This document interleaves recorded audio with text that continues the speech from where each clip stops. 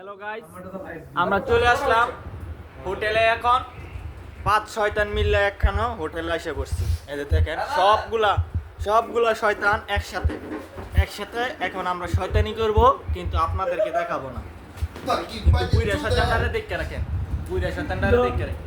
এটা হচ্ছে আরেক শয়তান, ওদের দেখে রে।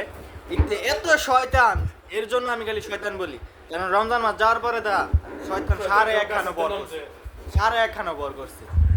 এটা একটু ভদ্রতা দিতেছে, কিন্তু এটা ক্যামেরার বাইরে যে লারা দেয়।